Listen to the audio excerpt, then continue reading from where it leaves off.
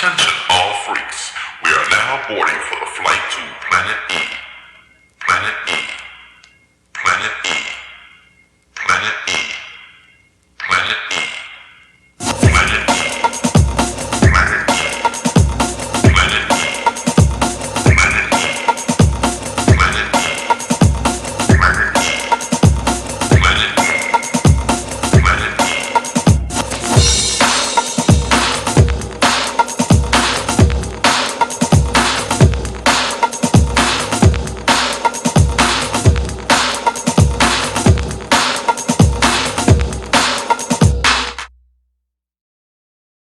What's going on, everybody? We are back again for another episode of Mix Days with a very special guest by the name of Dave London. You might have heard of him before.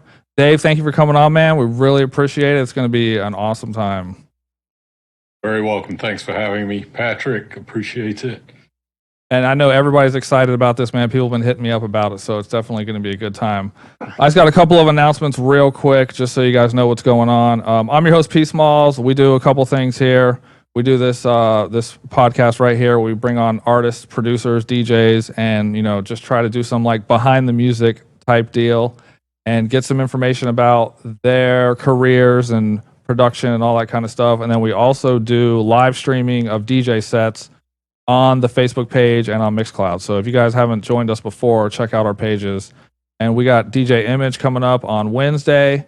And then we have next week, we're resuming our weekly Tuesday night sessions with Digital Attitude. And we got Eddie Murphy on next Wednesday. And then we also have DJ Storm coming up on July 8th. So check out that stuff. And then if you guys could, throw out some shares. We definitely want to bring as many people into this as we can. This is kind of a special event. As far as I know, not too many things like this have happened before. So we kind of want to get everybody in here so they can participate. If you guys got some questions, throw them in the chat. We'll get to them as we are going through the broadcast. And also, if you are in a watch party, I can't see your chat. So come to the Mix Days page if you want to participate, because watch parties, for some reason, I can see the people who are watching, but I can't see your chats. So come over to the Mixdays page. And so that's pretty much it for announcements. All right, so let's do this. So Mr. London, man, thank you, dude. Definitely appreciate you coming on. We are going to talk about a lot of different subjects. We kind of covered some of the stuff. So you're in Orlando, right? I am in a secret hidden basement in the Yes Mate Towers. Nice. So you live in Orlando? That's your full-time residence? Yeah, I would say I'm not full-time, but I'm back and forth between the UK and have a house here in Orlando. Nice. Living that life. That's cool, man. That's good for you. That's awesome. So yeah, okay, well let's talk about that, man. So you moved here. I'm just going off your Discogs biographies. I have no idea if this is right. So you came over here to go to college? Yeah, I came over to actually. My ulterior motive was to buy one of those white Vanilla Ice Ford Mustangs, and I figured the way to do that was, come over to the U.S., get a degree, and get my Mustang. So yeah, I did. Is that the Fox Body Mustang? The square one? It was the square one, yes. Yeah. 1994, I think, or 5. Yep. 5.0 GT. Yep, I remember Showing those. my age. Yep. Yeah. No, my aunt used to have one of those. That's how I remember that. So that's awesome. So you went to college here, and then that's how you got into the music? Yeah, I did. I had a mentor. I actually started out DJing rap, and I was a scratch DJ. I used to go in the battles and do the tricks. And one of my good friends in college, his name was DJ Super C. He was one of the best trick DJs I've ever met, and he taught me how to spin, back in 1993. Nice. Yeah. And you were on, I think it said you were on college radio. Was that right? Yeah, that sort of came later on when I transferred down here to Florida for university. I got a radio show at USF's radio station. I think I had the average of 2.5 listeners during the show. But yeah, I DJed a lot of, mainly rap and hip hop back in the day. Yeah. That's Bahamut, Chris. Yeah. That's how he got his start too. Oh, really? He was talking about, yeah, he said that he learned how to DJ live on college radio. So it was like train wrecks all over the place, using the dryers live on radio. Well, it was funny because at the college radio station, they had 2 turntables, but they didn't have a mixer. So you couldn't even mix. There was this DJ named Sandman who was this hip hop DJ in Tampa, and he used to bring in all his own equipment. I didn't realize that you couldn't mix at that time with the mixer that they had, so I just didn't even try to bother. I would just play songs and try to say something funny, but and start the other record anyway. Yeah, exactly. Yeah. Yeah, that's awesome. And so you said you were playing like hip hop and rap and stuff back then? Yeah, I was a big fan of the New York, 1990 rap. Wasn't a big fan of West Coast side of, Dr. Dre. I like Snoop Dogg and all that stuff. I like the production, but I was really into the New York East Coast with the beats, Gotcha. Yeah. And so were you Dave London at that time? Embarrassingly not. I was actually DJ Storm. Oh, okay. Yeah, before I knew about Kimmy, before then, I was having a really hard time coming up with a DJ name because my last name is just not very good. And I thought, well, what can I do? I came from England and it used to rain a lot. So I thought I'll just be DJ Storm, but I quickly lost the will for that name after about a year and then had to come up with something a little bit more creative. So that's when Dave London was born? That was the birth of That's Dave your London. origin story? That's it. Dave, Dave is my middle name, and I came from a place near London, so nice. It sort of rang well together. It's always hard coming up with a name, Yeah. It's the toughest thing. At least you got to pick yours. That's what I say. I didn't get to pick mine. No. They gave it to me, and I tried to. My friends call me P. Smalls, and then I tried to get rid of it, but it's just nobody was having it. It's an interesting name. It's my name is Patrick Small. So hence P. Small. How tall are you? I am 6'1". You're definitely not small. Oh yeah, no. Some people call me tall smalls, but yeah, definitely not a small person. But like I said, I tried to shake it, but wasn't happening. So it's a good name. I'm stuck with it. Just so you know, DJ 43 is is watching the stream right now live. What's up, dude? What's up, DJ 40? I got his record. I got you guys' record right here. Not.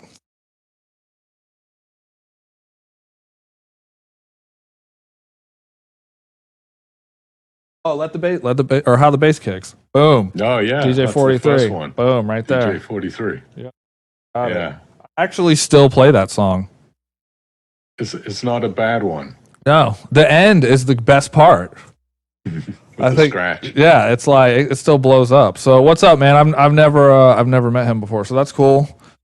So one of my oldest friends, Mr. 43. So nice to see him. I did see that on your YesMate page, Filthy Rich and DJ 43. I didn't know that was part of your crew. That was it. Yeah, a lot of the records that you have are produced by myself and Rich in this very studio, which is not really a studio anymore because everything is computer based, but this whole room used to be full of synths and sound treatments and all that stuff. So yeah, all that analog stuff. Yeah, that's cool, man. I never really got into that, but I know some people who that's what they were using, and it's definitely challenging. Yeah, the world of MIDI.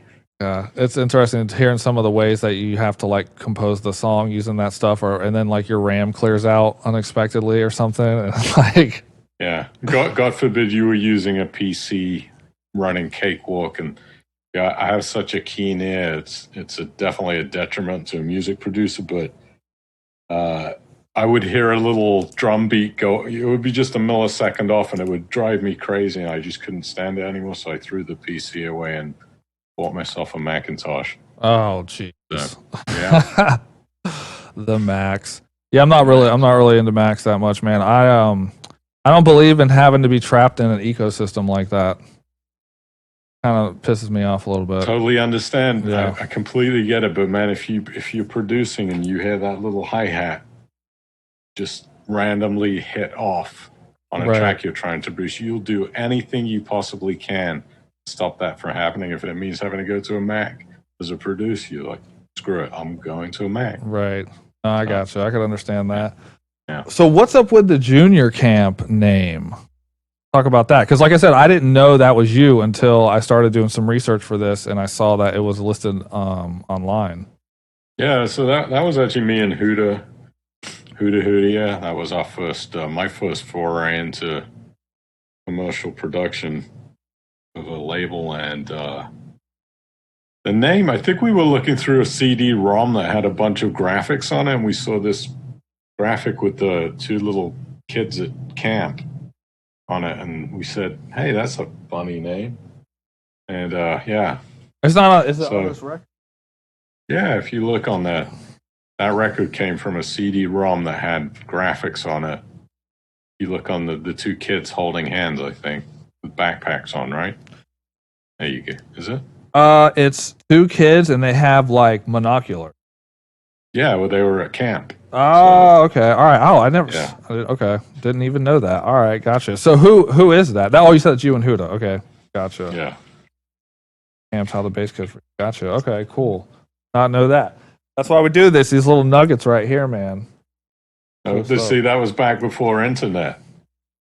You know, so if you wanted to find a graphic or some kind of inspiration, you had CD-ROMs with little graphics on them. Like clip art stuff. Yeah, that was it. True. Yeah, that was it. So, all right, let's talk about. Oh, that's cool stuff, man. So, how did you get into breaks? Like you said, you were into the hip hop thing. What turned you over to breaks? Yeah, so I was when I was living in Pennsylvania, I went to university up there for 2 years, and I used to go to this record shop called Stediford's in Pittsburgh. And I remember one day I was trying to be a DJ that, you know, well, first of all, let me say I was a big fan of electronic music growing up in England, and Insomnia, the song, really turned me on to electronic music. And I used to buy, you know, a few 12 inches here and there. I was buying mostly hip hop, but then I saw a DJ Icy record one day, probably in 1993. And once I heard it, I was like, shit, this is very similar to hip hop. You know, the way the beats are put together, just a lot quicker. So I sort of became a fan of DJ Icy's music back then. That's sort of what got me turned on to breaks. And so, when did you start producing it after that, or you were just listening? And then, like, when did you actually start making breaks? Yeah, I made my first song. That was Blazing Pianos before I met Dan Huda, and I think it was '95. So a couple of years later, when I started to learn to produce. I made a house version of it and then made a break beat because I was down here in Florida, so I was hearing all the breaks and I thought I really like the style, so just kind of learned how to make it. And that was your first like foray into production? Mm-hmm. Okay. Yep. And I had a. This is before I even had a computer. I had an Ensoniq ASR 10 keyboard, and I made everything on floppy disks. And Blazing Pianos was the first version of Blazing Pianos was made on this one keyboard with a sequencer. It was a complete pain in the ass. It took such a long time to make that sound. And when I met Dan, actually how Blazing Pianos came to come out on a record was because of Dan. And what I had done is found a record with 4 of the people that I really respected as music producers locally in Florida, and I phoned them all up. And I said, hey, you don't know me, but I want to make a record with you. And I can't even remember who it was. They probably wouldn't remember. I think it was Brad Smith, maybe Icy, maybe Andy Hughes. I didn't get through to any of them except for Dan Huda. And he said, well, I happen to have a music studio in my house that, you know, you could come and use. So come on over and let's check out the song. And that's how Blazing Pianos ended up being made. Nice. That's kind of what I'm doing. I'm just hitting random people up and saying, hey, I got this show. I don't know you, but I would like you to come on and I've had some success. So Yeah, it's there you worth go. it's worth trying. You got some suckers to come and do it. Right. No. No, it's actually been going good. So yeah, it's cool. That's a cool story. So that was in like, what year was that? Yeah, that would have been 1995, the end Okay. of 95. Yeah, So you were in 96. Florida at that time, or is that you say you were still in Yeah, Pennsylvania? I was in Tampa. Okay. Oh, so you were like here when it was like blowing up. Hmm. Nice. Yeah. That's awesome, man. I kind of missed that. I'm too young. I didn't get into things until like 98, 99 when I was a teenager, so I missed all that mid 90s stuff. But everybody says it was the shit. It was a good time. It was a great time to be in it. It was the gold rush of breakbeat. Yeah. Yep. So I didn't know anything really much about it either. I wasn't, involved in the scene as a so-called raver or anything like that. I just was sitting at the keyboard one day and I thought I was hearing these songs, and there was just, to me, some of it was a little bit missing something, and I thought, I think I could do this, and I think I can make it better.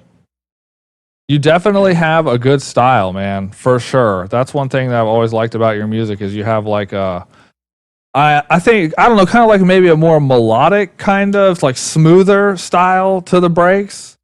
I don't know if that would be accurate, but that's kind of how I describe it.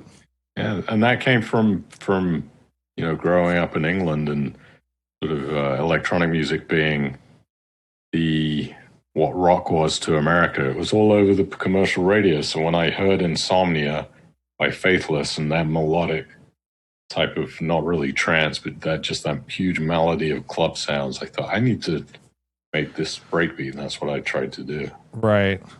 Yeah. Not easy, but yeah. No, I mean, you were definitely successful, I'll tell you that. I mean, some of your records are some of my favorite tracks out of everything. Like, thank you. Dude, Tony Allen, and I was going to wait for this, but I'm just going to get into it right now. Like, Tony Allen, Take Me Higher, the remix that you did, dude, like, amazing track. Thank you. So, I mean, it was kind of hard to cock up that song because the sample was so catchy, and even Tony's original track, when he sent it to me, I thought it's just it's too easy to do. I had to do it. It was right. The sample was so unique.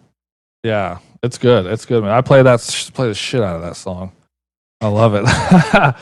So, DJ 43, he said, ask about. I don't know if he said Tijuana. We. That's funny, Mark, because I was actually looking at this photo. So Mark and I, DJ 43 and Filthy Rich, went to San Diego to DJ a show, and the promoter said, I'm going to take you to Tijuana. We go down to Tijuana, and there's this old photo of myself, Filthy Rich, and 43 sitting on donkeys. We all have these big sombreros on, and the photo was probably taken on a camera from the 1950s, so it looks super grainy and old, and it's vintage. Just a really funny picture. That's awesome. So you were in the United States, though, and the promoter said he's going to take you down to Tijuana? Mm-hmm. Okay, yeah, I'd never been before. He said, and I think there was some talk about a donkey show, but oh god, dude, yeah, I heard never to go to a donkey show and don't drink the water. Yeah, but other than that, didn't know much about Mexico. It was interesting. I've never been, but I have heard about the donkey show. So what's up, everybody in the chat? I'm just gonna give some shout outs real quick. What's up, Scott? What's up, Scott Infinity? What's up, Mark, Emily, Greg, Jay? There's too many people. I can't get to everybody. But yeah, let's talk about since Scott's in the room real quick, let's talk about Breathe Deep. Mr. Infinity. Mr. Legend. Infinity. Yep, Mr. Infinity. He's helped me out with the podcast, give me some tips and stuff like that. Yeah, he's not a bad guy. Yeah, he's all right. I like him. So let's talk about Breathe Deep. So for anybody who does not know at this time, if you have a copy of Breathe Deep, it's worth, I think, at least $111 right now. So how did that come into being? So I wrote the song, and I think at the time I was going to put it out on Yes Mate, and then I sent it to Scott. I really don't remember the story. It was such a long time ago. I think maybe it might have been going out on Yes Mate. We were going to distribute it through Funk Wax, and got Scott to do the remix, and it was just such a good track. Probably one of my favorite tracks. And then this label came to me and said, "Hey, would I license it to them?" Alternation, I think. And, that's what it says on the back put here. it out. That's what I think happened. Maybe I got that wrong, but maybe Scott will tell me. I don't. Maybe they hired him to make the remix. I thought that we did it before, but who knows? It says on the back, it says Dave London appears courtesy of Yes Mate Recordings, Breathe Deep, written produced by Dave London, remix written produced by Infinity, artwork layout and designed by Infinity. Oh, well, there you go. Oh, that's cool. I didn't know that he made the art, the artwork for this. Yeah. Yeah. Man. He did a lot of work for us when we were doing Funk Wax and had him on Yes Mate, and it's just such a talented producer. Yeah, he's awesome. I've definitely enjoyed getting to know him. So what's up, Scott? Thanks for joining us, man. So okay, that's a good segue, man. Let's talk about some of the labels. So I have some Yes Mate records. And did Yes Mate, was that formed before Funk Wax, or how did that happen? Yeah, so Yes Mate came right after the Kaleidoscope collab with Dan, after Dan and I sort of parted ways, and then Yes Mate was born, and then came Funk Wax after that. So yeah. And Yes Mate is that? Are you still releasing stuff on Yes Mate? No, Yes Mate has been sort of defunct for the last. I think the last track I put out was 4 years ago, but there'll be some new stuff on Yes Mate. I mean, coming up, I would say the later part of 2020. I just sort of lost inspiration, to be honest, to write music at the time, and sometimes you go through that where you get burnt out. And I wanted to do some different things. I've always kind of struggled with engineering songs to make them sound really good, and I got a little bit frustrated, and I thought, I'm just going to take a break. I'm doing this for a while, and yeah, I'm ready to do it again. I'm learning some new things, got some help in the engineering department, so yeah, waiting for those new Macs to come out hopefully next week. Did you lose inspiration because of how the direction that the music was going at any time, or just because of the production side of it? No, I think it was the type of music I was making was very difficult to make. It didn't come naturally to me, and I was very picky about what I released. Sometimes I would work on a song for 6 months, and it's very time consuming, and sometimes it would get frustrating. Well, I love doing it, but I think I just lost inspiration for what I was doing because it was taking me so long to write a song because I was being so picky about. I never wanted to release anything that I thought was bad, even though I did release a couple of things that, looking back, I would take back. But yeah, I was just being too picky and too hard on myself, and so yeah. Right, you're your worst critic. I definitely, You always are. Yeah, You always definitely are. understand that. Sometimes when I make a mix, I just have to re-record it like 5 times, you know, just to make sure that it's right, even though nobody hears what I'm hearing. So That's right. That's right. Yeah. I mean, you put something out there, it's out there forever. It's not.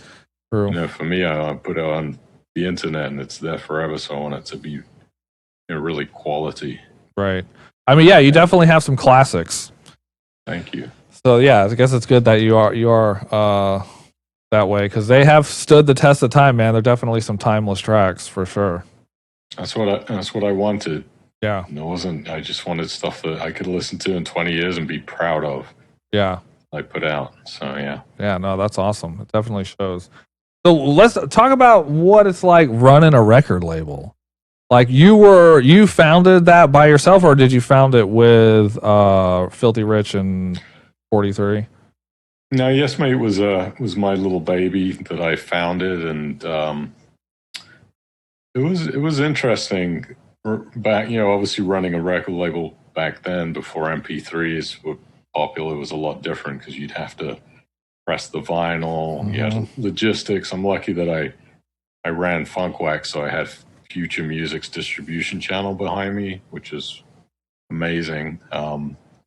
But yeah, it's not easy because you got to find new releases and you got to find the talent that you're comfortable with putting out there. And again, I had this high expectation of the music that was going to be released on this. But it's fun, man. It's fun because you get to sort of see what's coming out in the music world in that genre before anybody else does. And you get to kind of pick and choose if you're lucky enough and get to work with people that you really respect if they respect you. So was Yes Mate's only, or I mean, Yes Mate only breaks? No, Yes Mate had some house and some trancey stuff on it, but it was primarily, say, 90% of it was breaks. But I did, Junior Camp had a couple of hard house releases that were pretty big in the UK. We had stuff on a label called Triple E Tracks that was on the UK top 40 dance charts, and for the most part, those, I was primarily a breaks guy. Yeah. Yeah, that's what I thought. I mean, I hadn't seen, I don't know the whole, record collection or the label collection, but I hadn't seen anything other than breaks on there. Yeah, there was stuff that got licensed to Ministry of Sound. Okay. All the big, Paul Van Dyke was playing some of the B-sides of things, and my heart always was with trance, but it's a hard thing to produce, and the UK guys just they were just at another level, and I always felt like I was sort of chasing after that level, and it was tough, so sort of stuck to the breaks, which I loved anyway. So right. Yeah. Do you know Stanton Warriors? I've met them a couple of times. I'm not super friendly with them, but yeah, they're good people. Okay. I was just wondering, since you guys are both from Britain or England. Yeah. I remember one time I was in the airport. I was going to some show, leaving Orlando and Hybrid, sort of an old breaks. Nice. Guys, they were in the airport and we just ran across each other. One of the guys was drunk. He'd been up all night. You just have these funny stories. I was in Spain with Decline once, and you come across people, but obviously they're in a different country and you're in a different country, so you're not coming across them all the time. Right. How often do you go back to England? Pre-COVID, I was probably going back 3 or 4 times a year. Nice. Yeah. Okay. So have you played in any of like the big clubs over there, like Fabric or anything? This is embarrassing to say. I've never played in the UK. Wow. Yeah.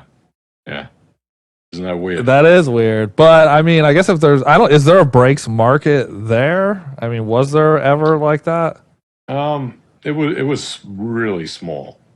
Yeah. Spain was the big hub of breakbeat.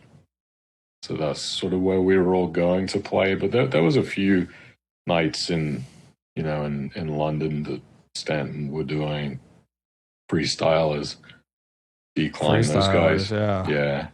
But yeah, I never got the opportunity to play in my hometown. But fun. I'll tell you a story. So I don't know if you know the track Light Force, Join Me, which I did a remix of, but it was kind of a big song. Now that song originated in my hometown in England.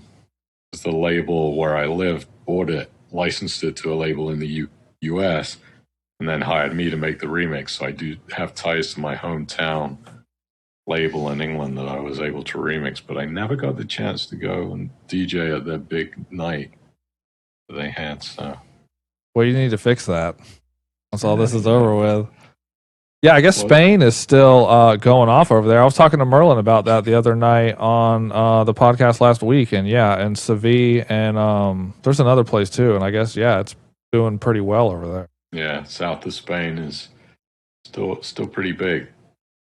So, what do you think about the breaks scene now? Like, this was we talked about this in depth last week, and I said I was going to ask every person I have on about this. Like, what are your thoughts about what has happened with the break scene, like, let's say over the past, 10, 12 years, how it's kind of changed and not been at the forefront and things like that?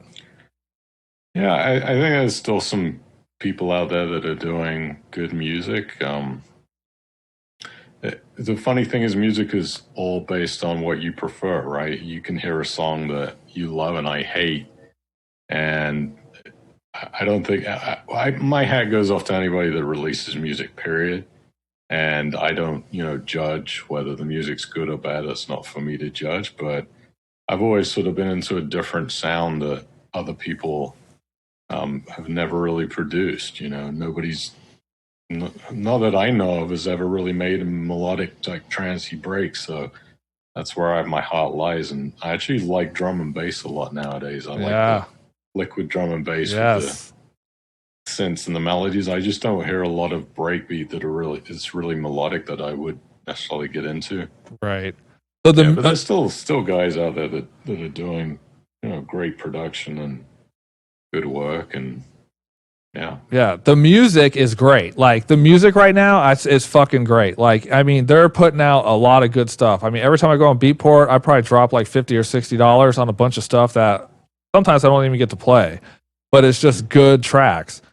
But the outside of the music, it just kind of seems that the scene has like faded as far as getting new people into the scene and kind of like being able to like develop further than we were like 10, 12 years ago. But outside of the music, though, like I said. Yeah, and there's nowhere, as far as I know, for DJs to play, is there? If you're a producer who's making breakbeat, where do you go and DJ nowadays? I mean, obviously in Orlando, we've got Robbie and those guys, Jason Brown and Glenn, putting on these future sound of break shows, but there's just not that many places you could even perform now as a breaks DJ. Right. Exactly. Yeah, I used to throw parties. That's actually what my pretty much job was in the scene, was throwing parties, and then like it just kind of was like, all right, well, people aren't really coming to these anymore. So what do you do after that point, Yeah.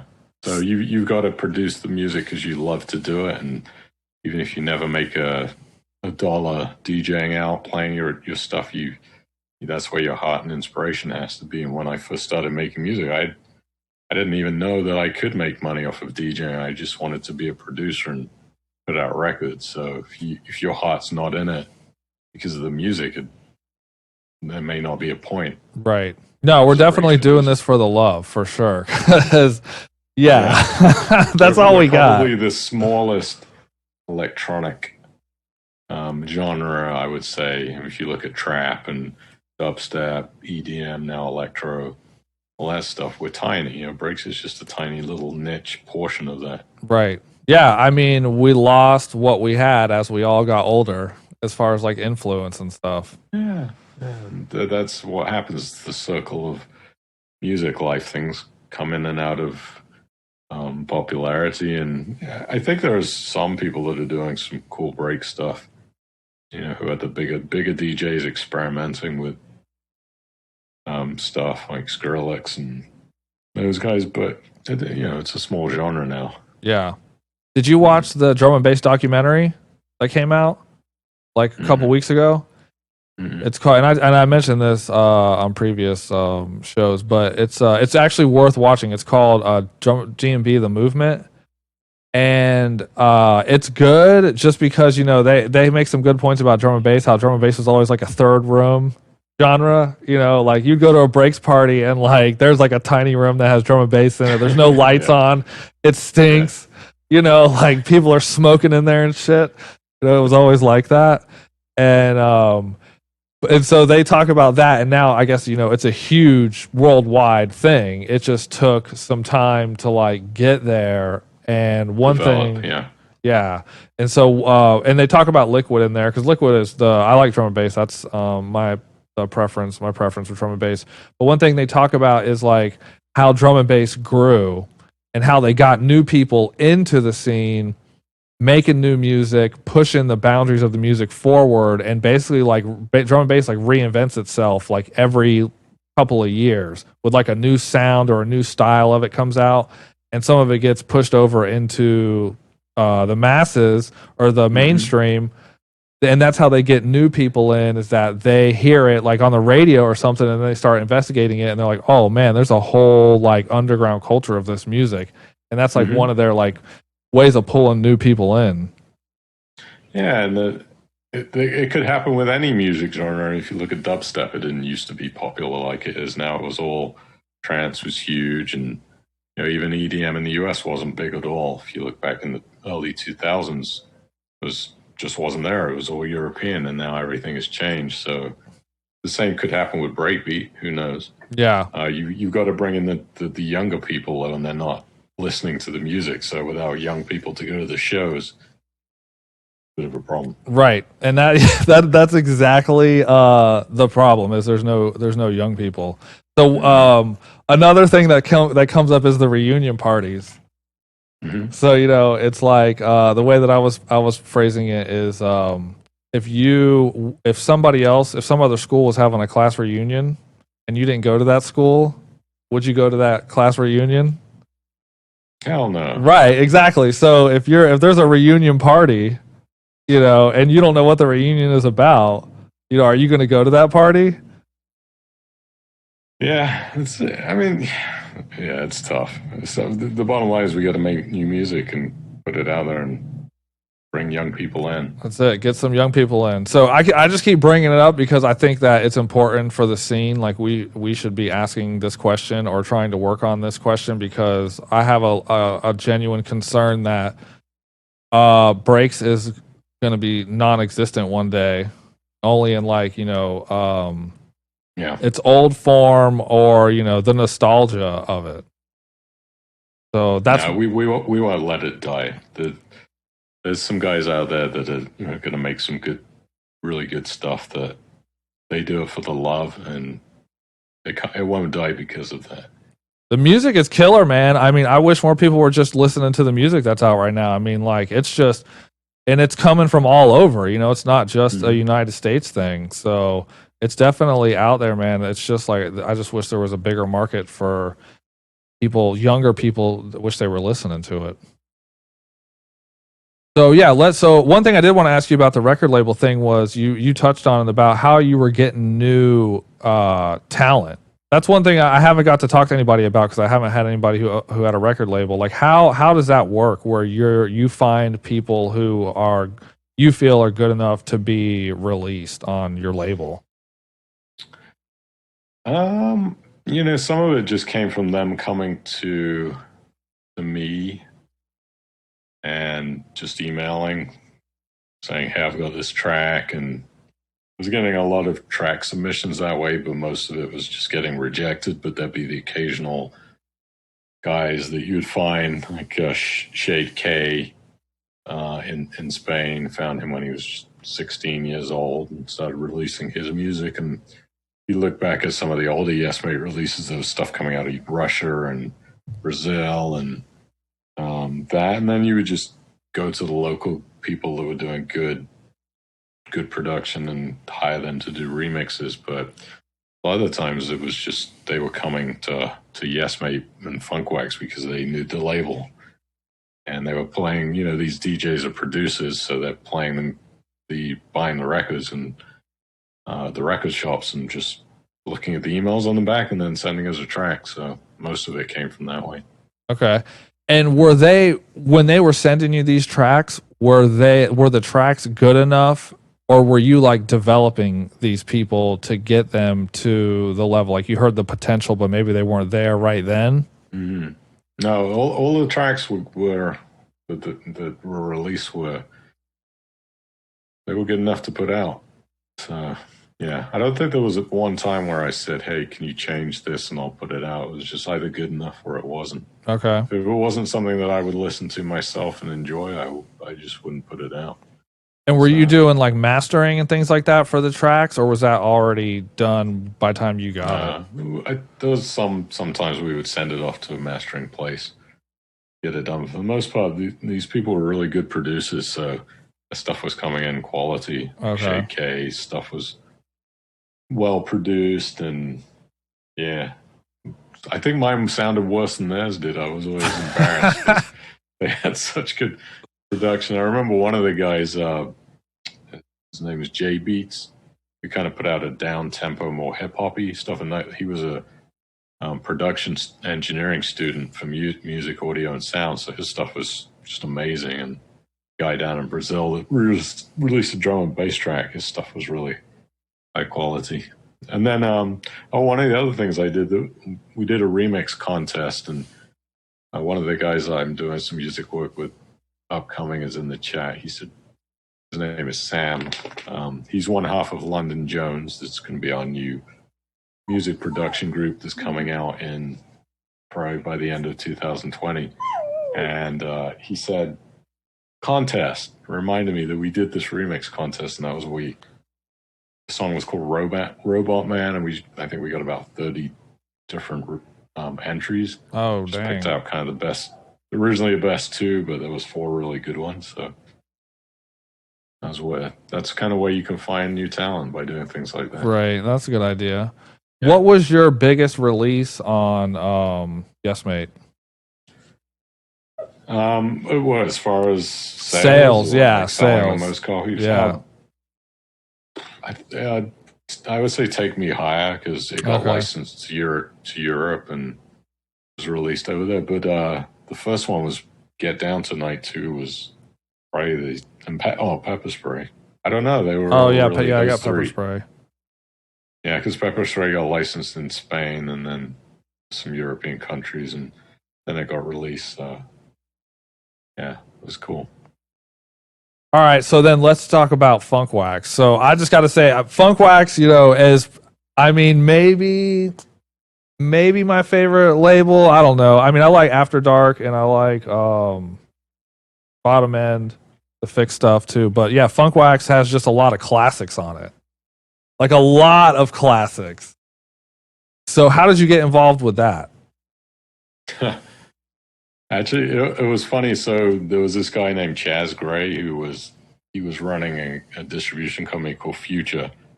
It was him and his one friend Brandon Riley, and they were in this tiny little office in Orlando selling vinyl.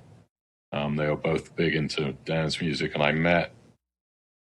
met them somehow. I don't remember how. It was just very random, and they knew who I was because of my music and this. So they said, "Hey, what would I think about coming and being their domestic breakbeat buyer?" And then from there, we kind of expanded, and I think we bought on Filthy Rich, and Funk Wax was just a distribution. I think it was they were selling MP3s. I don't even remember. I think it was it was created as a label first, and then went into MP3s. Show everybody your dog, man. The dog's the wiener dog. He's got a wiener dog over there. Yeah, that's my dog. So anyway, we were in contact with all the producers because I was buying all the vinyl from them, and Chaz wanted to release a label, so he came up with the Funk Wax name. It was nothing to do with me, and then I just was running the A&R side of getting the production, getting the artists to release the music, and by then we were just getting so many submissions for people who wanted to release on Funk Max that I just pretty much tried to pick out what I thought was good music, just same as I would do for Yes Mate. So I got Funk Wax Essential Sampler right here. I got disc 1 and 2. So listen to the songs that are on here. Christian Michaels, Shake It Up, DJ 43, Carry No Tears, Tony Allen, Take Me Higher, and Fix, Switch. And that's only one. The second one has Christian Michaels, I Am, awesome version of that song. DJ Clips, Funky Beat, I have that.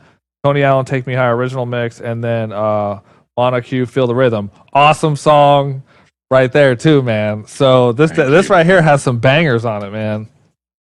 And it says Future, distributed by Future Music Group. So yeah, that was the distribution side of things. So I just wanted to say hello to everybody who's in the stream too. I see all the comments. That's why I'm looking off to the side, and I just appreciate everybody's support and kind words. Well, no, they've been so kind, yeah. But so Future was the distribution arm of Funk Wax, and they had distribution deals with places like Virgin Megastore and some of the big record peaches that obviously aren't around anymore. But Chaz was kind of the brainchild of the distribution side, and then Funk Wax was sort of a love project that we had because all of us love breaks and that's what we wanted to do. We licensed other stuff. We did stuff with MTV and distributed it through Virgin Megastores, and we were selling CDs. Distributed the Orlando Break series and 95.3, the radio station here in Orlando, their CD. So just a lot of stuff, a lot of different things. I think I have a Funk Wax CD somewhere. I kind of forgot about that until now. Yeah. So what happened to Funk Wax, man? Like the Funk Wax website is gone. I tried to go there. I'm like, oh man. No. Well, unfortunately, and we have Mr. Clowes, or Brian Clowes, who used to work at Front Wax. He's in the stream. So yeah, what's up, everybody in the stream? Sorry, it's hard to do all this and get to the chat at the same time. I really need an assistant up in here. But yeah, so what's up, everybody? Thank you guys for tuning in. We really appreciate this. And if you didn't notice, we got Dave London on here with us. Yeah. So Funk Wax, unfortunately, the story behind that was Future Music just became too big too fast, and there was a one time about 20 employees working for us in the distribution company. It wasn't my company, but ran into some financial difficulties. And, honestly, the real reason is Chaz wasn't able to transition to digital quickly enough and was kind of stuck in the CD and vinyl phase when digital really took over. They did have a website where they sold MP3s, but they just weren't able to transition, and the drop off in CD sales really caught Future off guard, and Funk Wax unfortunately folded, and we were all made redundant, and Future went under. So oh man, that's the story. That's terrible, but definitely understandable because that happens. One time I brought a crate of records to a party to play, and the guy looked at me like he didn't know what I was holding in my hand. So I can definitely understand that not moving fast enough thing. Well, you could always bring it back. Vinyl sales are up now, right? Yeah, holding that inventory, you should have seen the warehouse size. It was just a massive warehouse with just thousands of records, and it's difficult to hold that inventory because you wouldn't be able to tell how much you were going to need of a certain release. And financially, MP3s just make so much more sense. You don't have any inventory, and it's just easier. Right. And we had 3 people in the shipping warehouse just shipping out. Wow. Just 3 people, so it was a lot to deal with. That's awesome, though, man, that it was that big. That's badass. It was surprising. But I mean, honestly, the size really came from the distribution deal, having these CD licenses with being able to sell music to big record stores all over the country. Right. It's not easy to do as an independent, though. Chaz did a good job. He just ran into some troubles. It was a shame. Yeah. Yeah. So do you guys still have do you still own the name? Well, it's like I said, it was never mine. I was just I was the A&R guy. Chaz was the brainchild behind it, so I think he still owns it. Yeah. The name is badass. Like this picture right here, you probably can't see it, but it's a beaker with some liquid in it and the Funk Wax logo inside of it. So I mean, everything about it was awesome. The colors that you guys used, the logo, like everything, man, it just all came together beautifully, and like it was a perfect picture for releasing records. Florida Breaks. Yeah, we had an in-house graphic designer, and Loki, who is still here in Orlando. Shout out to him, but he was the guy that designed all the Funk Wax logo, that 3D cool looking vinyl things. Very talented. Yeah. So what was the biggest release on Funk Wax? Oh God, there's so many. The biggest, probably the CD. Okay. Funk Wax Essentials. Yeah. Yeah. So what about vinyl though? Yeah. Who cares about a CD? Oh God, there was. Hold on one sec. Thank you guys for tuning in. Definitely appreciate this. These platinum ones, of course, I totally forgot about the Funk Wax Platinum releases here. Oh, Africa? With the inserts, yeah, there was Ascension, Someone was huge. The Infinity remixes of Africa. Yep. Monsoon. I think the Ascension and the Africa records were the two biggest ones. I don't have any of those platinum ones though with that insert like that. I know both those songs, obviously, but I don't have any of them. Let's have the regular. I've got a couple here. Yeah. All right, we might have to talk later. Okay, man, that's cool, dude. That's so awesome because I had always loved Funk Wax, man. That was just something special to me. Every time I play one of those songs, it's just like that's like the like a defining tracks of like Florida breaks like during that time. Like they're definitely, you can tell like that's some Florida break stuff. Yeah, thank you. There was some really good tracks on Funk Wax. The one that got away was Sonic. Feels so good. Yeah, I was the one that I should have grabbed for Funk Wax and didn't. And then it went out somewhere else. You know what? Somebody was telling me about that. Now I can't remember. They were playing it somewhere and like people were losing their shit because they never heard it before. But when I was in England, I heard that record and came back and it hadn't hit America yet. And I remember thinking, oh, I called up the guy from Caffeine, Dave Trance, and told him about it. And it was my biggest regret. I said to him, look, I'll tell you about this record, but I want to do the remix. And that was the only thing I asked. And then they ended up licensing it and then selling it to Universal Records, and they dropped my remix because I had made a remix. And they said, I'm really sorry, but Universal doesn't want to put it out. And damn, my biggest regret. Yeah, that's some bullshit. Nah, damn, that is a jam for sure. Oh, it was Slammin' Sean. He was the one telling me about that. Do you know Slammin' Sean?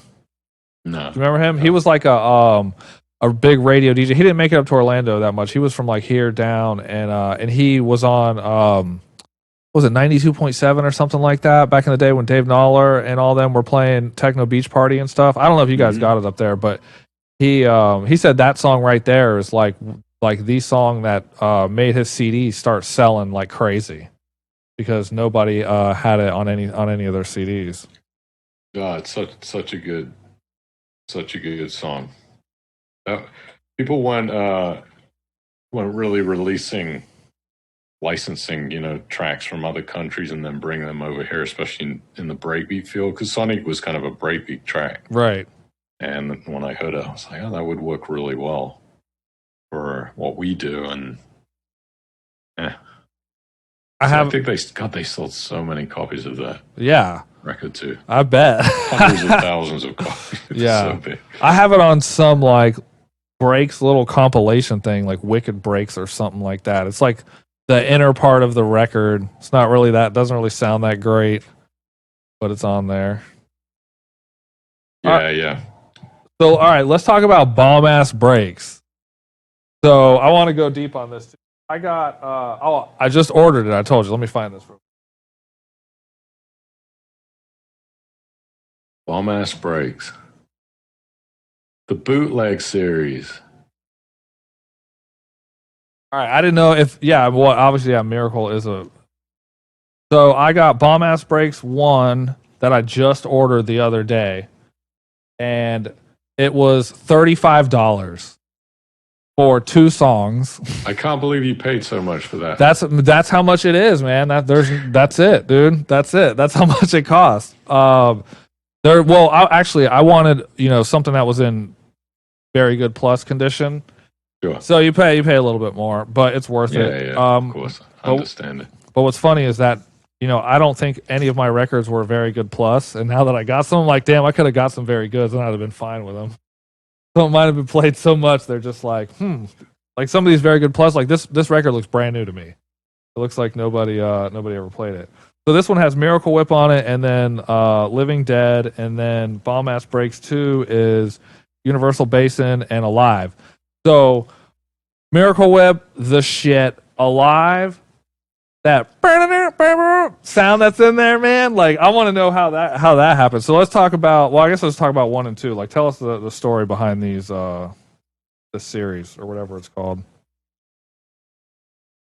Well, we were trying to bring out records to release through Future, and at the time we weren't getting enough releases, so I thought, well, let's go out and just record some new tracks, and let's take really popular trance and EDM music back then, and we'll just remix into breaks. And so, yeah, I just took the chat track, EQ'd it out, chopped it up, and made those tracks.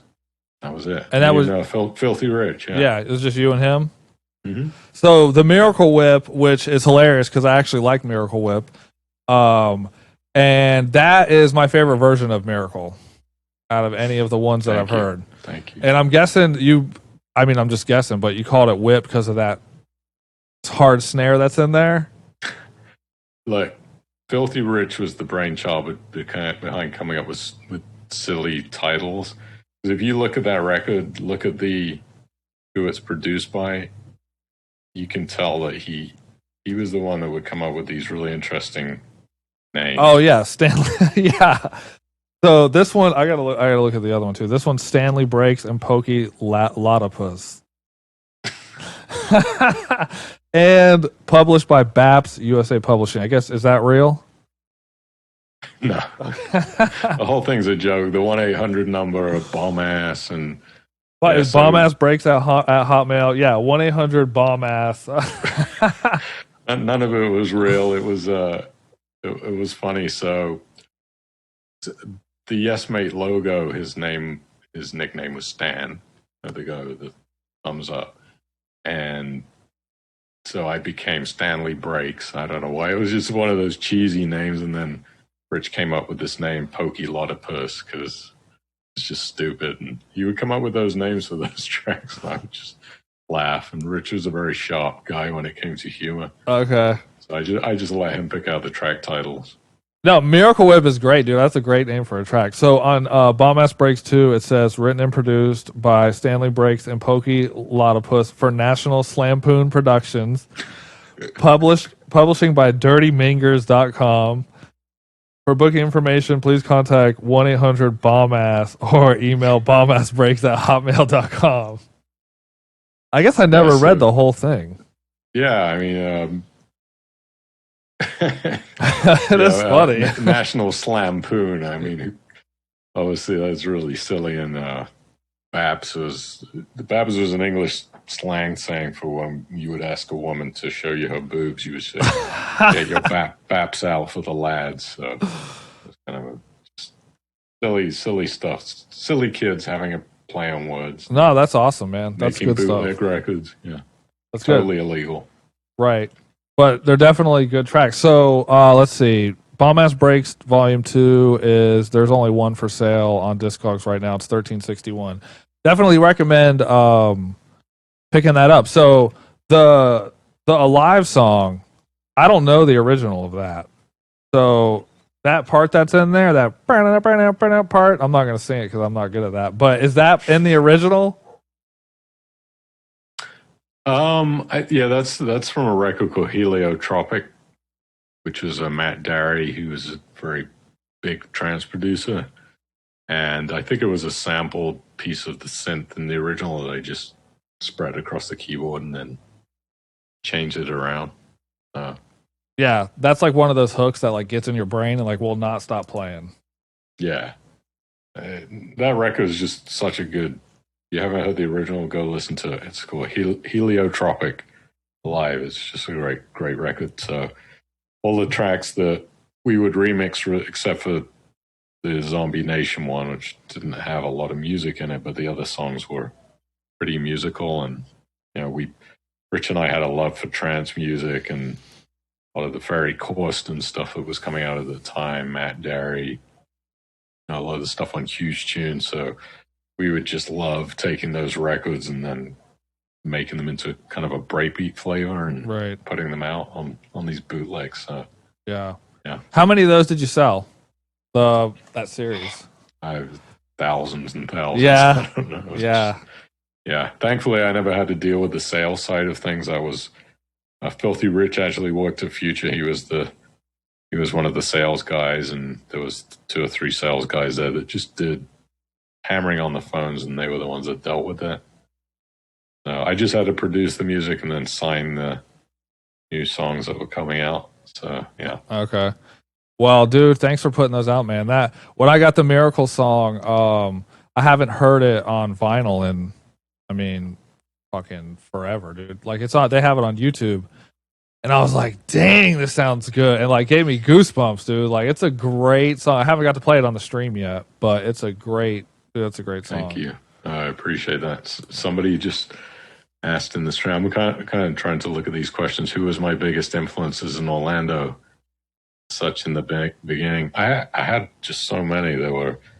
I actually put on through a rave event with these two guys in Gainesville back in, say, 1995 or 6, called Dionysus, and we said, "Oh, we're just going to bring all the DJs that we really like, who are good producers." And Icy was obviously somebody that I really respected. I think I can't even remember who was on there. There was some Tampa guys.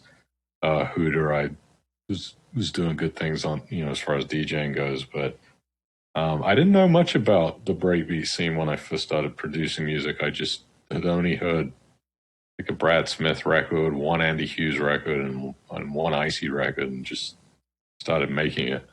So I didn't have too many influences, but when the UK stuff started to come in, and then some of the more melodic music, and obviously Infinity was a big inspiration. I loved his stuff.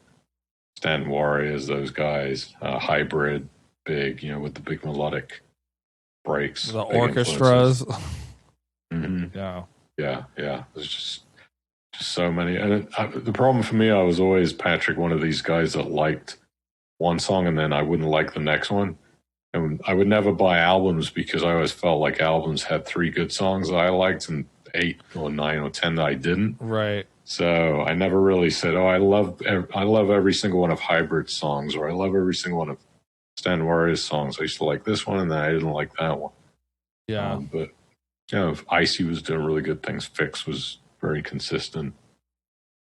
Infinity put out some amazing stuff that was very consistent. So yeah, stuff was fire. But you were talking about the trance stuff though, so I mean, yeah, that's definitely that, not an Orlando influence, but from over there. I just bought a Farrah Corsten record the other day. That It's Time. You ever heard that It's Time song? Oh yeah, yeah, dude, that's a jam right there. Yeah. I got it today. Came out. I got it today. Did you? Yeah. Yep. So you're still buying lots of vinyl, huh? So I gave myself a $50 a month budget to buy vinyl. You blew it all on that Bomb Ass Breaks record. I did. I got that and the Farrah Corsten record because it was only like $3. So it's amazing, man. Some of the really good songs are not really that expensive, but then you come across these other ones like Breathe Deep or Bomb Ass Breaks, and you're like, "Yeah, well, I want it, but I'm only going to get 2 records this month instead of, I think I got 4 last month, which is fine. I mean, that's cool." But yeah, so I mean, you should check your stuff out on Discogs. You would probably be surprised at how much your stuff is going for right now. Hey, imagine if I died, it would just go up even more. Right. So maybe I should fake the death, right? And come back as like, I don't know, some other name, yeah. Rufus Stone. Whatever Rufus your Stone. Bomb Ass Breaks name was, because nobody will know what it is. Snooky Pilotopus or whatever it was. That was Filthy Rich, yeah. Pokey Lotopus. Oh, okay. All right. So you're Stanley Briggs. So yeah, what's happened with like the one reason why I started buying vinyl, well, that actually Joel, when I talked to Joel, he kind of like made me reconsider like what the value of records are outside of like, money and like just the breaks like in general. That's actually one reason why I kind of started doing this podcast was because like I said, we're getting old, we're getting long in the tooth. Wait, how old are you? I'm 36. Oh, you're young. Yeah. But I've been doing this for 20 years. So, I'm like, I'm good on throwing parties, but I wanted to get some of like the history of like the scene down for the future, basically. Yeah. So that's kind of like part of the motive of doing this, besides also talking to people that I have grown up listening to, which is freaking amazing for me. So, wait, we have to give a shout out to our friends over in Spain that are watching on this live stream. Through that, yeah, I've been wanting to get a hold of those guys because I buy their music. Yeah, ¿cómo estás? Viva España, Tamazo, to all the people listening in Spain right now. Yeah, and like our page, all that stuff. It's got to be early over there, right? No, it's 1:30 in the morning. Oh, okay. 6 hours forward. So. All right. Oh, that's not that bad. And shout out to my manager and longtime friend Luis Santiago Jr., who's watching live right now. He's been doing my bookings for God knows how long. Jason Brown and this Orlando Classic guy. It's amazing.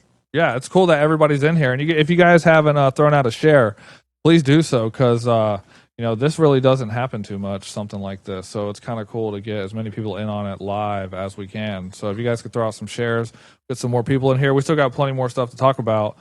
But this will be up on YouTube in like a week or so. And, we got some other people in the works, like I was saying earlier. The break thing, another reason is the record thing is because so on the live stream thing, the copyright has gotten kind of they've tightened the grip on the copyright stuff, and so Florida breakbeat, late 90s, early 2000s doesn't hit the copyright. So I can basically play almost any song except for, so far I know I can't play Infinity You're Not Alone. Other than that, I can play almost any song and on Facebook Live, and the copyright algorithm that's listening or whatever doesn't pick it up and shut the stream down. It's unfortunate. Right. Yeah. YouTube, the grand censorship devil. I don't say anything about YouTube, Right. Yeah, they'll let you post the songs, but then you can't make any money off of them. So yeah, no doubt. Yeah, it's funny that if I'm looking at the stream comments, I'm seeing there's a bunch of guys that used to work at Future. Oh, really? Yeah. So we were speaking about Funk Wax. We got Christian Michaels in the stream right now. Oh, what's up, Christian Michaels? And, true that. We have Corey Ouellette, who he used to run Funk Wax. Nice. Not the label, but the MP3 and the website. So back when we did it, it's really funny. Well, what's up, y'all? Lost Man. I would love to talk to you guys about Funk Wax on air one time. So they probably do it. Corey would probably do it. If we could make that happen, I guess I can message you guys afterwards. You can message me on the Mixtapes page. I would love to set that up because, like I was saying earlier, man, Funk Wax is probably my favorite label, and I would love to just hear more stories about running a label like that and like all the tracks you guys put out and everything. We could probably get Chaz Gray, the Brainchild, Filthy Rich, everybody. Yeah, Loki. I mean, we could do like a Zoom call with all of us on it. At one time. Chris McCoy is in the house. Yeah. What great guys. Yeah, no, that's awesome. That's I didn't know Chris. Okay, yeah, that's cool, man. All right, true that. And Christian Michaels, I would just like to hear from you about some of your tracks. So that's cool, man. He was a good dude, good producer. And all you guys, if you had released any music, you should check out your name on Discogs and see if you're sitting on a stack of money with those records that are sitting in your closet. So it's ridiculous how much some of those records cost now. All right, so let's talk about Orlando Breaks. So you got on Orlando Breaks Volume 3, and I guess Robbie handed the torch over to you? Yeah, so the story behind that is Rob obviously started number 1 and 2, did an amazing job, and then Steve Moore, who was running Fat Tracks label, approached Chaz, and because Chaz was distributing the first 2, and he had done really well especially with number 2, had gone into all the big record stores and they'd sold a lot, and they said, well, we want somebody to do number 3, and Chaz suggested me, and that was how the torch was handed off, and it was a big release. And that was you mixed it on vinyl? It was mixed in the studio on vinyl. Yeah, you can hear some of the little mixing mistakes on it. Right. So it was live. How many takes did you do? I didn't even want to think. Right. I hated every single one of those songs after that. Yeah. True that. Yeah. No, I can definitely understand that. I can't imagine the pressure of putting it out a licensed CD because I've done just unlicensed stuff and giving it to people and stuff. I couldn't imagine like that. It was big shoes to fill too because Rob had done such big things with it, and I'm sure it must have been difficult for him. That was sort of his baby, and handing it off to somebody else probably wasn't the happiest moment of his life, but he was super gracious, and we continued to do other releases for Rob. And but yeah, I did feel a little bit guilty about that whole situation, speaking honestly, because it wasn't my brainchild, and I was just lucky enough and blessed to be asked to do it. Were there any after 3? Yeah, there was 4 by King Nova, which was unfortunately not quite the success of 1, 2, and 3, but that was the Fat Tracks label boss wanted Mr. Nova to do number 4, so we just did it. Okay. How many copies of 3 did you sell? Oh, I think I don't. Honestly, I don't know what the numbers are because I was stupid enough to sign a deal where I didn't get paid off of each copy. I just took a license fee at the for mixing it, but I think it was somewhere in the range of 30 to 50,000. Wow. Yeah, it was a lot. Yeah, damn. I should have just taken a couple of bucks off of it. So we've got a couple nuggets here. 1, license Sonique. That ever happens again. 2, if you're gonna do a mix CD, get your fee off of every copy sold. Don't take your lump sum up front. So anybody who's gonna be doing this stuff in the future, learn from this guy. So it's on YouTube for free now if you want to listen to it though. So, there's a copy back there up in the plaque too. Oh, nice. Somebody asked what was my favorite venue to play in Orlando. I think it has to be Firestone. Right. Firestone was a great venue. Cairo was good too. I've never seen you live, man. I don't know why that is, but I've never seen you play out anywhere. You're not missing that much, to be honest. I don't believe that. I did watch your vlog like we were talking about earlier. So if you guys haven't checked out the Yes Mates YouTube channel, he's got a 1 vlog on there, and it was pretty good. I mean, I wish there was more, but yeah, I could definitely see how it is a huge pain in the ass to make something like that. But it was cool. It was cool. It was kind of like how this is. We're talking. It was just like a different version of like the behind the scenes kind of thing. So it was cool. Went to what was it? Knoxville or something like that? Yeah. I wanted to do something that was different, just being creative, but just took so long to edit it, and I didn't really get any good video from the gig itself because I was DJing and I didn't think to ask somebody to film it. Yeah, I noticed that. I recorded it on my phone too, so in a nightclub, it's just back then phones weren't really good for capturing video on the dot. Yeah. And I noticed that their table was real low when you were DJing. I see some of these stuff. I'm like, damn, have these people never heard of table risers? For everybody out there who throws a party, if you're putting a 6-foot fold-up table as your table, get some damn table risers, all right? Go to Walmart, get some table risers, because I'm tall. I don't know how tall you are, but you look tall. And bending over like that, man, is like torture.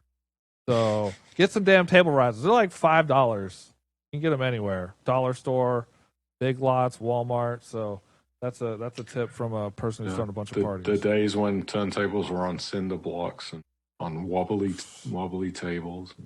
Yeah, that's what we had to endure. Good old days. Yeah. I want to give a quick shout out to my YouTube channel. I'm going to put the channel in the chat. If you guys can go out and subscribe, I would appreciate that. Yes, and there are going to be some new releases coming out soon. We're going to be working on his YouTube channel. Yeah, make it more appealing. For sure. I'm so close to being monetized. I'm Oh, 200 hours away. Watch what? hours away. Oh Yeah, so man, I see. I just just gotta get 200. yeah. All right, no, we could definitely make that happen for sure. Yeah, I've I don't know what that does. I probably won't get monetized anyways because it has so much music that's technically owned by other companies that I don't know how that works with YouTube. But if you can subscribe to my channel, I would appreciate. 200 hours, man. That ain't. I am 940 hours away. So I think you got. What do you got to have 1,000? Or no, hold on. Do you have to have? It's 4,000. Oh, never mind. No. I am 3,940 hours away. That's where I am. But the good thing is because these recordings are so long that Right. hopefully people will watch them and that will give you some pretty good watch hours. So. It is happening. If you guys haven't been to the Mix Days YouTube page, I can't really throw a link up in there right now. But we got a bunch of stuff on there. We got these interviews. We have we'll have Dave London up there. We got Merlin on there. We got Bahamut on there.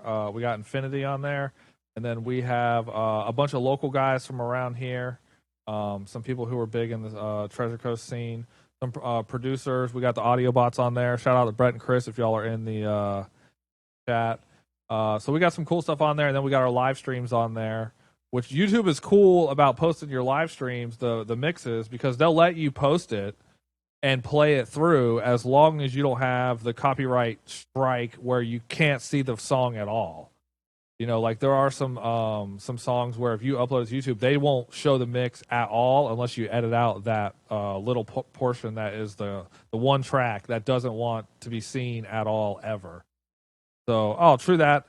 Thanks, Scott. Really appreciate that, man. And if you hit that subscribe button up there, we drop our releases every Monday at 8 in the morning.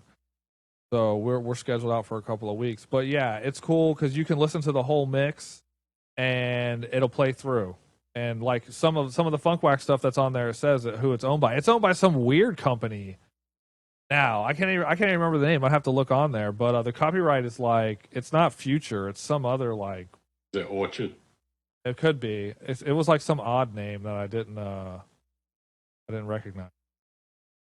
So, all right. So let's get into some tracks, man.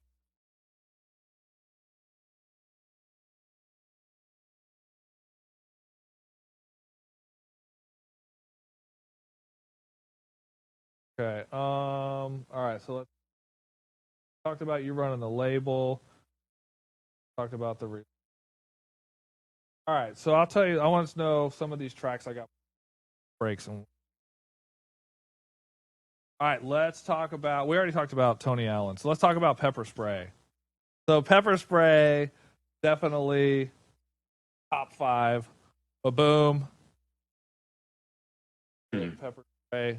This is Dave London remix, Mike and Charlie remix, DJ Infinity remix.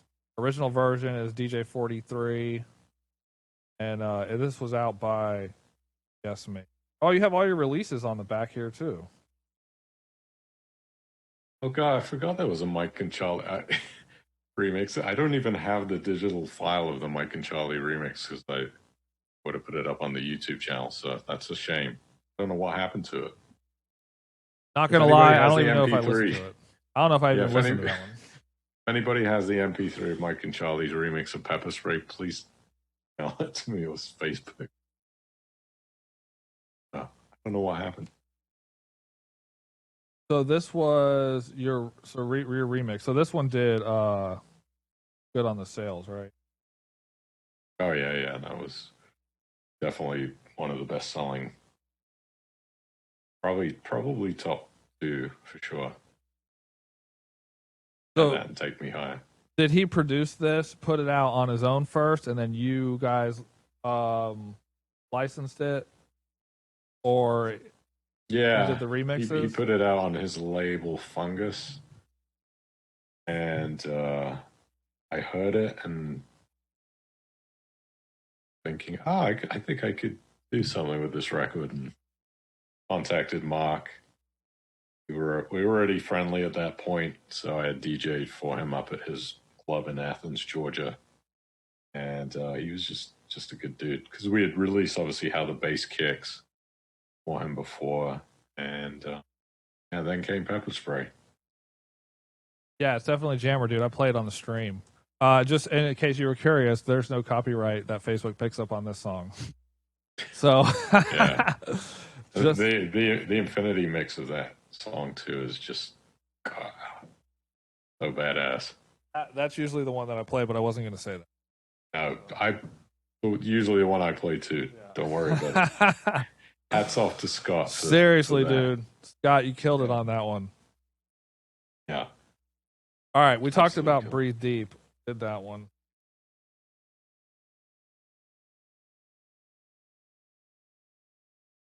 The Roof. The Roof. Oh, this look. The Okay, Roof. so this one's signed by you. This is not my record. It's my friend's record, but it says, who never had much or something, never allowed much respect and something for the support. Grace says much love, much respect. Thank you for the support. Oh, okay. Yeah, that could be what. Dave London. Boom. Oh, you can't even see the pen. Right. Yeah. That's cool. So let's see. This was. Oh, this is so your original, and then Robbie did his own remix. Mm-hmm. Oh, and look, you got press quotes here on the back. So it says, What do they say? Dave London makes exceedingly good breaks. USA Today. Dave is one funky mofo. New York Post. For a white boy, Dave London got more soul than an afro. Ebony magazine or whatever. So are those real? No. Okay. You couldn't even say things like, especially the Ebony quote. Right. But I was just always trying to have fun and goof off, and That's awesome. There's little Easter eggs on these things. I never took the time to read all that stuff. yeah. So that song was actually licensed. I licensed the original samples from that song from the original group. I can't remember who it was. It was some 1980s rap group. Somebody in the chat will probably tell me who it was, but yeah, that song was completely legit. So the original rappers who sung "The Roof, the Roof, the Roof is on fire." Yeah, so I had a friend that knew the record label that owned the rights to the original, which was a huge song. One of the early rap songs that came out in the 70s or 80s, and he got me a license to use the samples original. So, yeah. I think it was Scott LaRock or. Well, it was $6.99 when it came out. Yeah, Rock. There you go, Rockmaster Scott. That was the name of the original.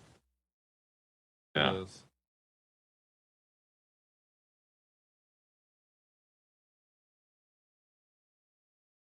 Ooh, says there's one for 12 for sale from $1.50. Oh, this one's not a winner. Let me see. Knife to my heart. Very good plus. Hold on. Let me see. Very good plus. Okay, no, there's a very good plus on here for $4.99. So, and then there's a guy who's overcharging, and it's 15.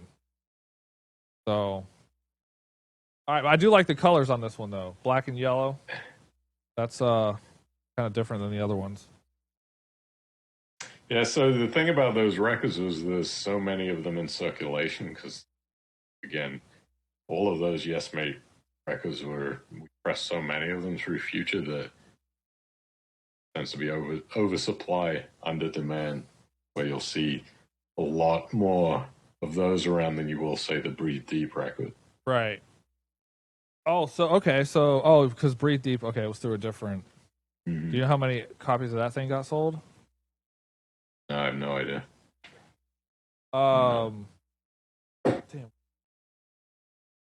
All right, so this one is not you, but it's Jinx Cut Free, which actually I'll do like a good closer. Mm-hmm. Your remix. Oh, this doesn't even have the original on it. Doesn't? So it just That's says, the one with Nelson Perez. has That was the Dave London remix and the Nelson Perez remix. Yeah. There was a yellow. That was disc 2. There was a yellow disc 1 that had the original and some other DJ, another DJ's remix. You'd think I'd remember this kind of stuff, but Right? What's going on over here? there was so many. I thought all these were like your children. You're forgetting their names and stuff. God. Yeah, that's embarrassing. Here we go. DJ. Oh, Volume. DJ Volume. He was one of the Kaleidoscope guys. Yeah, that was this one. Okay. So Jinx was a UK breaks, couple of UK breaks guys. Yeah, I have some of their other stuff. Mm-hmm. But yeah, no, I definitely like that one. I'm trying to make you some money here. You're really 9 for sale for this one, £2, $2.20p. Oh. $2.20. Yeah, I don't know about this one. We got the guy who's overcharging. It's $10. Oh, okay. So, all right, and so then I got Waveform Deep Dubs, which totally one of my favorite tracks ever too, which has Rennie Pilgrim and DJ Infinity. Mm-hmm. So yeah, I imagine this one sold like crazy too, right? That did well. Yeah. Even Infinity's remix name is cool. Infinity's Depth Charge remix. Like that's like a fantastic name for Yeah, very, very good track. Very good. I think that's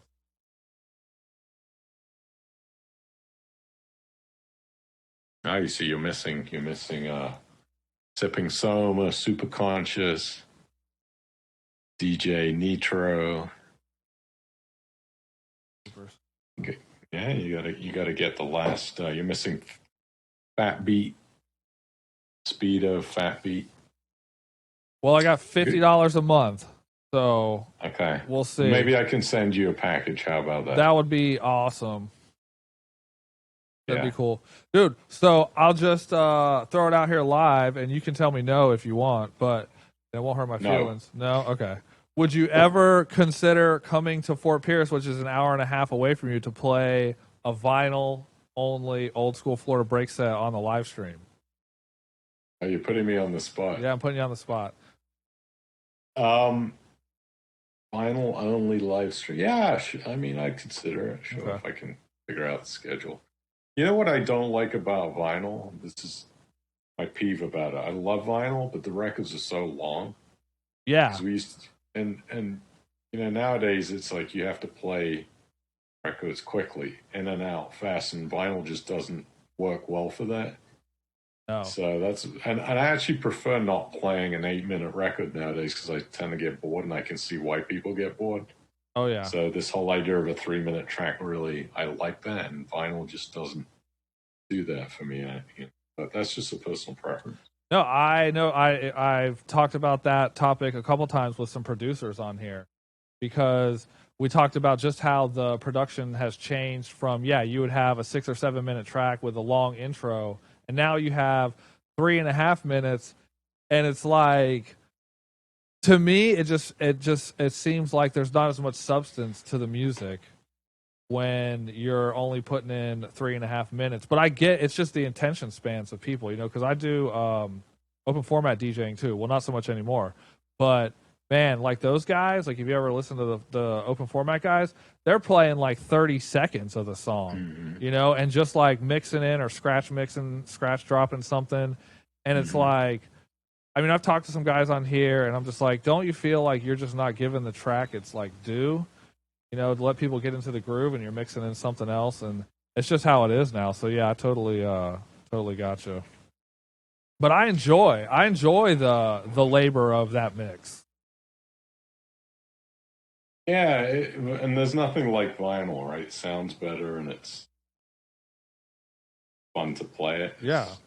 I don't know why we made such long records back then. I think it was more about providing people with value because they were paying $8, or if you're buying an import, they're paying $12 or $15 for a record. You didn't want to give them a 3-minute song that felt like you weren't providing any value, so you'd give them a 6 to an 8-minute song. Okay. You're paying a lot of money. I always thought it was for the mix. There's that too, but I think 5 minutes probably would have been the ideal amount. Right. You always felt like you were selling people short for that much money. Right. Vinyl was expensive. Yeah, it's like you get 2 tracks. And it's like 2 tracks for $7. Damn. Like that seems expensive. But yeah, I always thought it was cheap. I always thought it was the mix, man, because like there was a lot of long mixing going on. You know, like if you listen to the old ICCs and things like that, I mean, like, you know, that's where the blow-ups came from and all that stuff. Like those 2 tracks going together for a while, you know, the breakdown and the drop, or the build-up crossing over and stuff like that. I mean, that was like where it was at. Now, I mean, at least the stuff that I hear, you don't really hear too much of that. No, you're right. It was about holding mixes for a long period of time. You can't do that now because usually intros are just sometimes even as short as 15 seconds. So you can't hold a mix for 15 seconds. I mean, you can't mix 3 minutes with 2 songs together anymore. It's hard. Right. Yeah, I don't even try. I don't even do that. I just do like the last 32 or the last 64 out of the track that's playing, and then bring in the new one. Then like that, I don't even none of that long stuff. But on the stream that I play, like the long mixing's where it's at. Like that's where you get the cool sounds and things like that that you just don't get from the short tracks. Yeah, and I've listened to some of your mixes. Thank you. Appreciate that. I was definitely out of practice for a long time. My turntables were sitting in the closet for years. So, oh, really? Yeah, I had them rebuilt. So shout out to Joel, Tonics Lab. You need your turntables rebuilt. He's in Melbourne. He will drive to your house to pick up your turntables, wherever you are.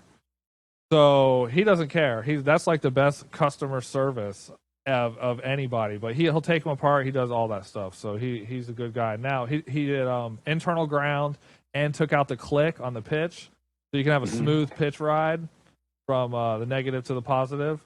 Oh yeah, I think he did maybe Jason Brown's turntables. He just did DJ Storm's. Wow. He's done a couple people. He's doing DJ Image. He's a guy I got coming on here next week. So it's he definitely does good work. So hit him up. So no, Erica, I don't have a coffin. I actually never had a coffin. I was one of the dumbasses who was just throwing them in the back of my car and hoping that everything was fine while we're driving to the show. So I just have them on a permanent station here in the studio. The old coffin. Yeah, the 500-pound coffin. Like, dude, ridiculous. Yeah, so when I used to DJ, when I was doing rap music, I'd have to take 10 or 15 milk crates full of records to these gigs. So happy not to have to do that anymore. Yeah, I don't miss that. I don't miss doing that for sure. I just have them here in the studio, and like I rotate them out with what I have at my house. So I probably got, I don't know, maybe like 200 here or something like that, and just change them out. And then I do this other thing where it's called wax on, wax off, where I clean the records on the stream because they're all so dirty. So I just like play the record, run it through the cleaner, and then like mix it into the next record and kind of do like a little chat thing we're doing right now. I like the Mr. Miyagi. Mr. Miyagi, dude. Yeah. Wax on, wax off. So. Well, all right, man. I mean, we've been going for an hour and 37 minutes. I pretty much ran out of stuff that we were talking about. So I guess we can wrap it up, man.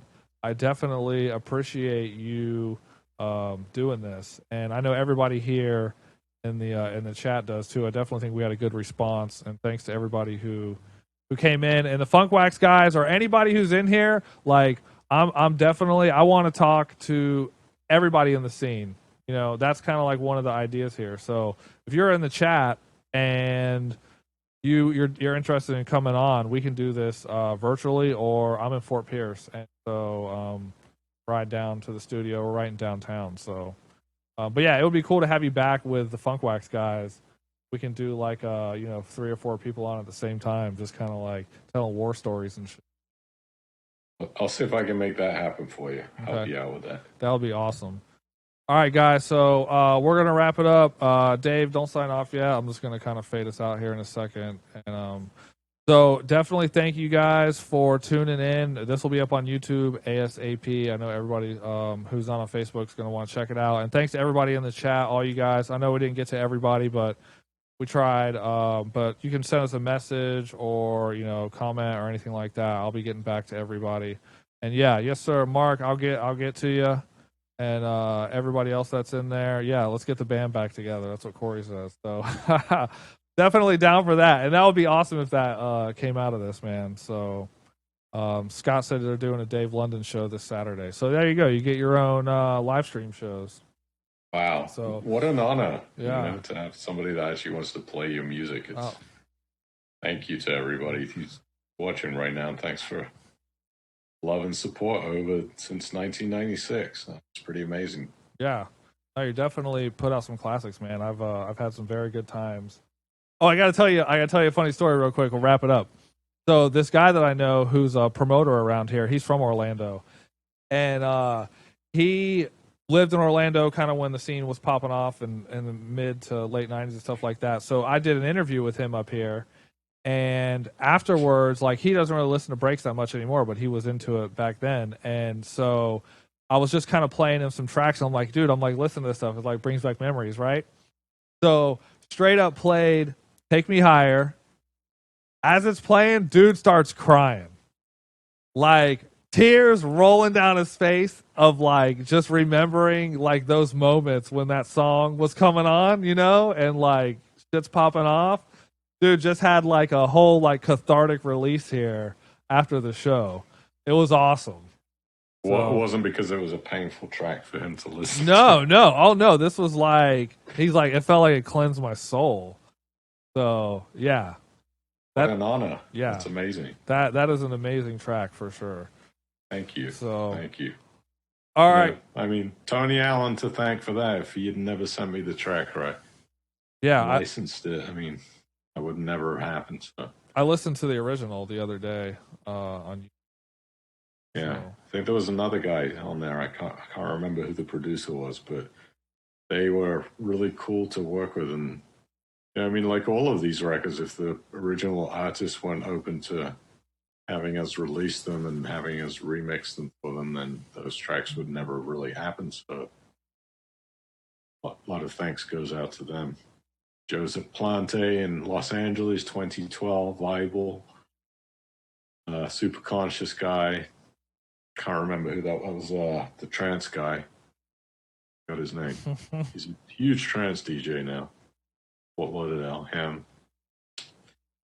And the Ascension, Paul Oakenfold's label let us license Ascension. So yeah, I guess I probably need to get Ascension. That's a good track. I think Joseph Plant was in there, was in the chat. Somebody with a name that was similar to that. Is that him? Yeah, I think so. Okay. Yeah, Joseph Plante. He's the 2012 guy. Yeah, I have another one of his tracks. Oh yeah, so Joel Gray. I bought Funky Time from him. It's sitting in Melbourne. I got to go get it. The green one? No, that's a. I do not even have a copy of that record. Funky. Let me see. I thought it was Funky Time or something like that. Oh yeah, the Funky Time. Sorry, you're right. Is the green? Yeah, Funky Time. Yeah, that one. I gotta go pick it up. Yeah, that's cool. It has the siren on it, and there's a lot of different variations of the siren, but that's definitely a good one. I remember this. The Sipping Soma record was Marcus Schultz, who is a very, very big international trance DJ now. So some of this stuff I don't even know how it happened that we were able to license these tracks. I mean, I'll tell you a quick funny story about Ascension. We were sitting in Future's office space, and I remember Filthy Rich went to his desk one day and he said, I think I've got a message from Paul Oakenfold. And the message just said, hey, Rich, this is Paul Oakenfold, and I think you put my music out illegally. Could you give us a ring? So his label didn't tell him that they'd licensed the song to us for the U.S., the rights. Oh, shit. But yeah, I think back and I'm thinking, how did we even pull that stuff off? We were just a small, little tiny niche of a music genre, and yet we were able to. Yeah, people like Paul Oakenfold are able to let us release music. Right. Well, obviously they didn't tell him, so. No, I don't think he had too much input back then with those kind of deals, but probably just saw the record and thought we illegally bootlegged. Like, here's another funny story for you. I was the domestic buyer for for Future and for Funkwax. And I remember somebody they used to send us white labels, right, to listen to the songs before we would order it. And I remember getting pepper spray in the mail from some guy in California, a white label of pepper spray, and he said, how many would you like to buy? So he bootlegged our own track and then sent it to us to buy it. Nice. So I think Chaz ordered like 5,000 copies from him and didn't pay him. And I was, I'm not into that kind of bad karma, but Chaz thought it was the right thing to do. Right, like he deserved it. Yeah. That's fun. Anyway, enough of the stories. No, man, I mean, that's what this is about. So, but yeah, definitely save some because hopefully we can do this again sometime. Mm-hmm. So we're going to wrap it up. So check us out. We're on Facebook. We're on Mixcloud. We're on YouTube. Check out YesMate Recordings on YouTube. And you have a website. Is it yesmaterecordings.com? Mm-hmm. Okay. All right. So there's some stuff on there. And definitely look for this to be out on YouTube as soon as possible. And Dave, dude, thank you so much, man. This was definitely a good time for me, a good time for everybody that was in the chat. They definitely loved this. So appreciate all the support for you guys. And we will get this out as soon as we can. And like I said, if you got any messages, anything like that, go ahead and hit us up. Hit us up on Facebook Messenger. And there it is. Yep. Yes, Mate Recordings. So he's only 200 hours away from monetization.